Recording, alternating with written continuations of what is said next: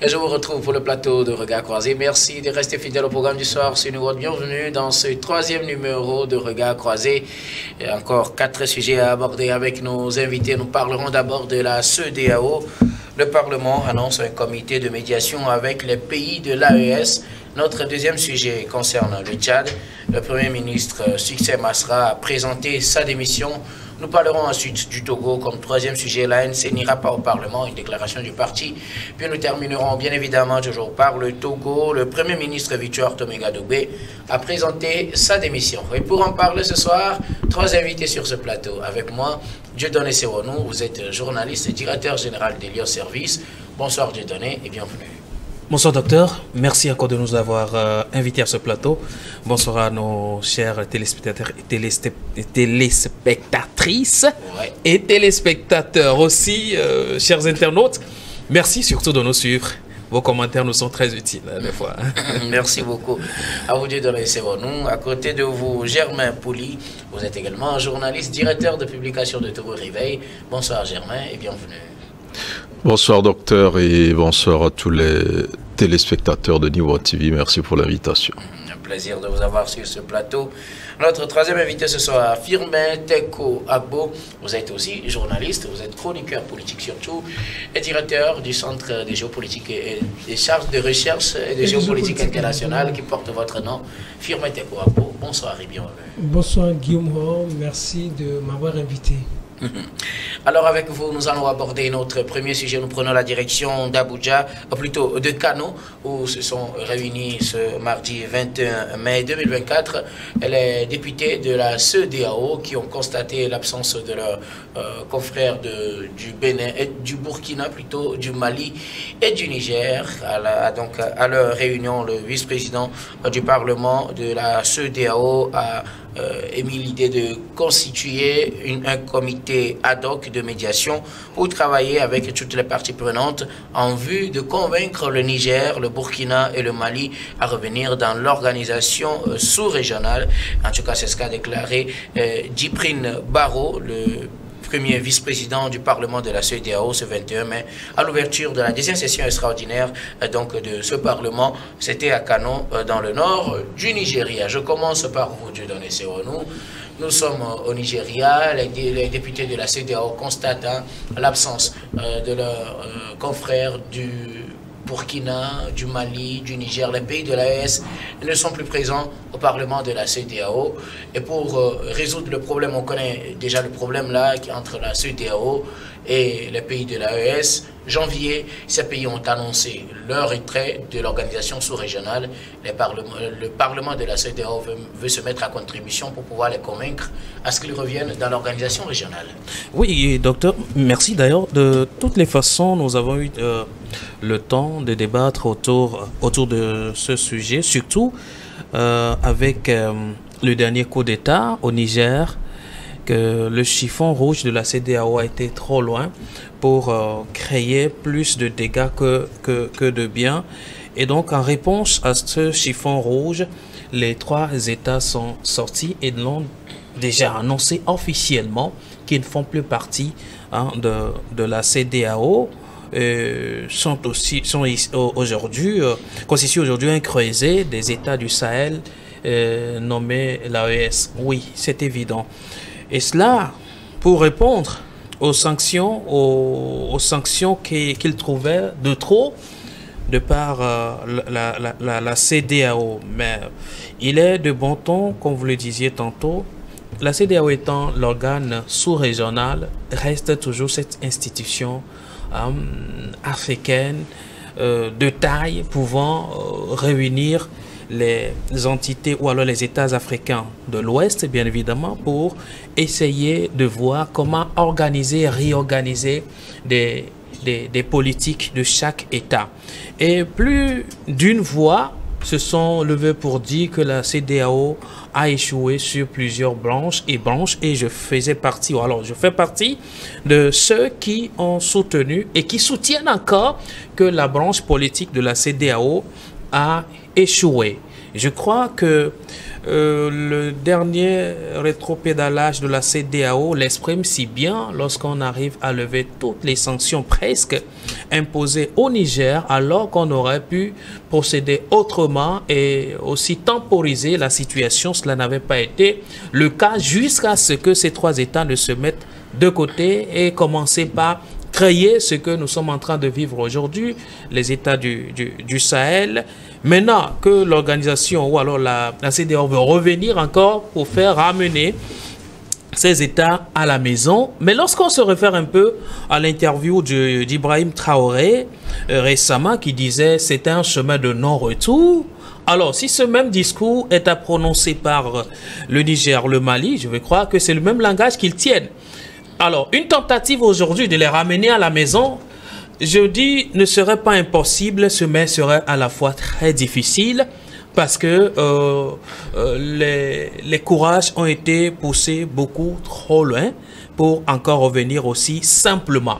Maintenant, il appartiendra plutôt à la CEDEAO de mettre des conditions claires et de faire de très bonnes propositions, car ce que les États du Sahel souhaitent, c'est quoi? C'est beaucoup plus une condition vivable et viable d'ailleurs des États africains et aussi à éviter des politiques de deux poids, deux mesures, à faire en sorte que les populations africaines puissent se retrouver sur leur propre territoire et vivre véritablement cette vie africaine sans en être inquiété. Alors moi je dis que ce débat, cette discussion, cette négociation va être un peu difficile, mais il faut des gens qui ont la magie des discussions, la magie des médiations.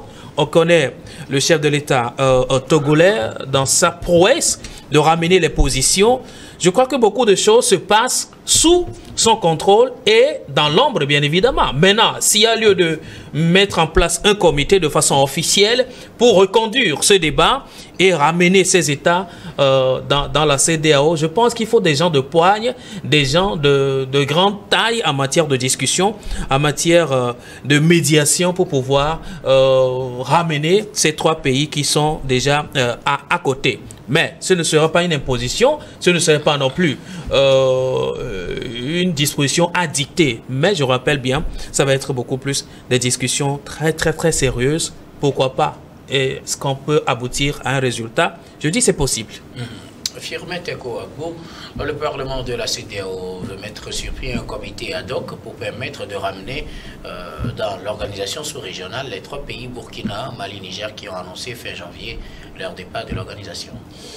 Vous savez, lorsque vous êtes un homme et que vous commencez par faire la cour à une fille, au départ, elle se fait désirer, ça vous charme et ça fait de vous, vous sentez homme lorsque la fille se fait régulièrement désirer. Mais arrivé à un moment donné, si vous remarquez que la fille en fait de trop, qu'elle se fait trop désirer, vous commencez par vous désintéresser. Et vous commencez quelquefois par oublier la fille. Je pense que nous sommes dans cette situation actuelle. Les gens se sont trop fait désirer, mais il faut les oublier. Moi, c'est ma position. Deux petites choses. La première chose, vous savez, au départ, tout le monde critiquait la CEDEAO.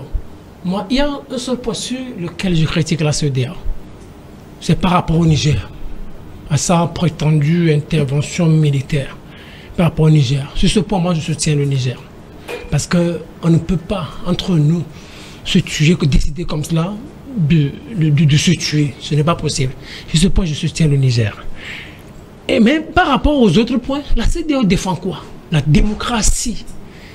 C'est la seule arme qui nous reste, qui puisse nous aider à stabiliser nos États.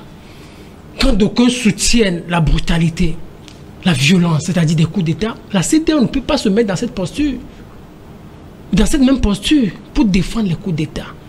La CEDEAO peut-être peut lui reprocher d'avoir été peut-être trop direct, peut-être trop radical, mais vous voulez qu'elle fasse quoi? C'est le président togolais qui a eu cette magie d'aller un peu doucement. Sinon, la CEDEAO, dans l'applicabilité ou dans l'application des dispositions de la CEDEAO, on n'a rien à reprocher à la CEDEAO. La deuxième chose, vous voulez négocier aujourd'hui avec quoi? Avec qui? Avec des gens qui ont déjà leur posture, dans leur esprit. Des gens qui s'accrochent aujourd'hui au pouvoir, qui ne veulent plus rien entendre. Vous avez vu ce qui s'est passé au Mali. où des gens font des assises, ils veulent proroger la transition.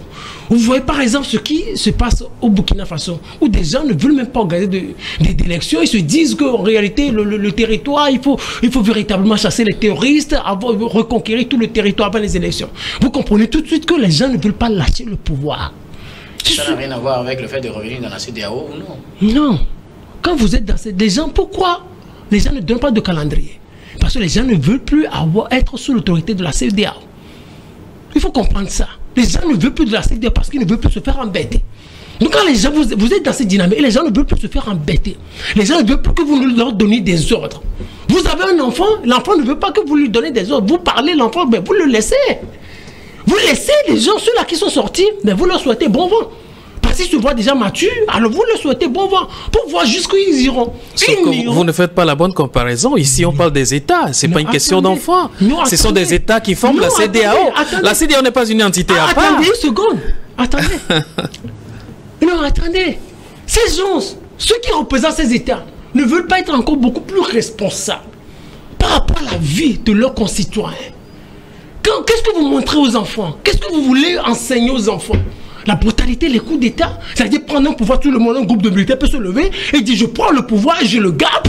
Moi je fais 4 ans après, je dis donc on fait des assises, bon on proroge la transition, bon, je peux encore rester pendant 6 ans, je prends 4 ans, je peux faire 10 ans sans élection. Attendez, nous ne sommes pas en 1960, nous ne sommes pas en 1970. C'est des choses qu'il faut dénoncer. Les gens ne voient pas aujourd'hui. Mais si ce pouvoir, ces pouvoirs, c'est-à-dire le pouvoir du Mali et le pouvoir du Burkina Faso, peuvent être honnêtes avec vous, ils vous diront qu'ils n'en peuvent plus. Parce que vous savez, la transition en réalité est organisée pour une courte durée. 1 an. Vous êtes appelé à régler juste quelques petits problèmes. Et après, vous laissez le pouvoir dans les mains de la démocratie. Mais lorsque vous dépassez 1 an, vous avez tous les problèmes du pays sur votre tête. C'est ce qui leur arrive. Ils n'ont pas d'argent, ils n'ont rien. Par rapport à la sécurité, ils n'arrivent pas à s'en sortir. Il faut juste le troc avec la Russie. Parce que la Russie ne peut pas vous donner de l'argent. Ceux qui donnent l'argent, c'est qui?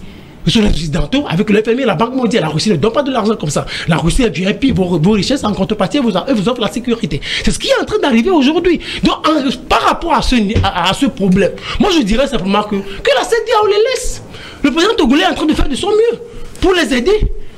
Vous savez pourquoi on a voté une nouvelle constitution au Togo? Je vous rappelle que ces 3 pays représentent au moins plus de 50% de l'espace de la CEDEAO. Attendez, qu'est-ce que vous avez? On les laisse pour que quoi reste? Attendez, qu'est-ce qui va rester? Attendez, moi je trouve la meilleure façon de décourager les coups d'État, c'est la bonne gouvernance. Depuis qu'on a créé l'AES, qu'est-ce qui a changé dans les autres pays de la CEDEAO? Rien. Alors, c'est ces 3 pays. Pour aller rapidement, et il est possible aussi qu'il y ait l'AES qui regroupe ces 3 États sur certains paramètres et qu'ils soient toujours membres de la CEDEAO. Est-ce que vous êtes d'accord que cette possibilité, on pourrait l'explorer aussi? Non, on pourrait l'explorer. Si ces gens-là veulent... Non, attendez. Il est en fait pas... Moi, en réalité, moi par exemple, moi, par rapport à ce point, moi, je suis beaucoup plus radical. Moi, je dis, il suffit, il revient à la CEDEAO de les laisser, de les oublier. Que la CEDEAO les oublie. Que la CEDEAO va à ses occupations quotidiennes et qu'on les oublie pour voir jusqu'où ils iront. Et moi je conclue tout de suite en disant qu'ils n'iront nulle part. Merci beaucoup. À vous, Firmeteko Agbo, alors je viens à vous. Germain Pouli, le Parlement de la CEDEAO veut se mettre à contribution pour permettre de ramener dans l'organisation les 3 pays de l'AES, Burkina, Mali et Niger. Oui, on ne peut que saluer cette initiative parce que tout le monde est d'accord pour dire que la CEDEAO se porte très mal. En tout cas, depuis le départ de ces 3 pays, la CEDEAO n'est plus ce qu'elle était. On l'a vu au Sénégal lors de l'élection présidentielle. On l'a vu au Togo. C'est pratiquement une marche sur la pointe des pieds parce que ces 3 pays l'ont fragilisé en déclarant leur départ. Donc c'est une réalité. Maintenant, est-ce que la CEDEAO peut bien se passer de ces 3 pays? Oui. Ils ne sont pas les premiers pays à quitter la CEDEAO. On en a vu avec la Mauritanie et tout ça. Mais est-ce que on peut se passer de ces pays? Est-ce que ces pays peuvent se passer de la CEDEAO? Je dirais non, parce que la tendance aujourd'hui, c'est l'unité, l'union. Et si on veut aspirer à construire un jour une Union africaine, c'est à partir des expériences comme la CEDEAO qui était jusqu'ici l'une des meilleures réussites en termes d'intégration. Donc on ne peut que réussir si toutes ces communautés-là, régionales, arrivent à bien fonctionner, qu'un jour évoluer vers une Union africaine. Donc si la CEDEAO se disloque aujourd'hui, ça va être un coup dur aussi pour l'Union africaine, parce que c'est déjà sur les bases régionales que compte se fonder cette union. Et puis économiquement, les pères fondateurs ne se sont pas trompés en créant la CEDEAO. C'est vrai que c'est parti d'une communauté économique qui aujourd'hui est passé un peu sur des questions politiques, mais économiquement, je crois que tous ces pays ont besoin les uns des autres pour pouvoir se développer. D'où l'intérêt de faire en sorte que ces trois pays reviennent. Maintenant, vous l'avez dit, ils peuvent créer l'AES, qui n'est pas une CEDEAO, qui n'a pas les mêmes objectifs que la CEDEAO. Vous savez qu'il y avait le G5 Sahel qu'ils ont quitté, et à la place, ils ont mis en place l'Alliance des États du Sahel, qui a beaucoup plus en ligne de mire les questions sécuritaires et les autres questions arrivent. Donc on ne peut pas refuser que l'AES existe, mais c'est important que ces trois pays reviennent au niveau de la CEDEAO. Maintenant, la réalité aussi, et Firmin le soulevait, c'est que ces militaires n'ont plus envie de se voir dicter quoi que ce soit de la CEDEAO. Pour la plupart, ils disent qu'ils sont venus pour régler les questions sécuritaires, et tant que ces questions ne sont pas réglées, ils n'ont pas envie d'organiser des élections, et ils n'ont pas envie qu'une certaine communauté qui aussi a commis d'énormes maladresses, il faut le rappeler, qui a montré par moments qu'elle était sous influence de certaines puissances, notamment la France, et avec un président français aussi qui n'a pas arrangé la CEDEAO à l'époque, avec les sorties qu'il faisait en disant qu'il allait saisir la CEDEAO, qui allait infliger des sanctions à ces États et tout cela.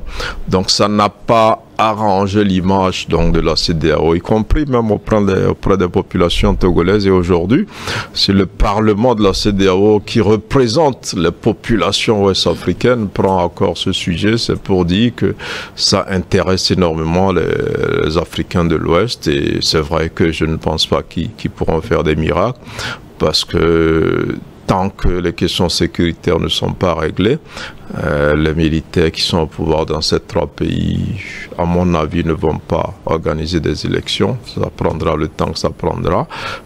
Donc aujourd'hui, si la CEDEAO est capable de laisser toutes ces exigences tomber, peut-être il y a une chance que ces pays-là reviennent, mais en même temps, on sait que selon le règlement de la CEDEAO, officiellement, ces pays ne sont pas encore partis. Donc il y a toujours une possibilité pour négocier. On espère que ces députés-là feront un petit miracle ajouté à ce qui est en train d'être fait par le président togolais, qui est toujours sur ce dossier. Merci beaucoup à vous. Nous allons marquer la première pause, puis on revient juste après pour la suite de cette émission.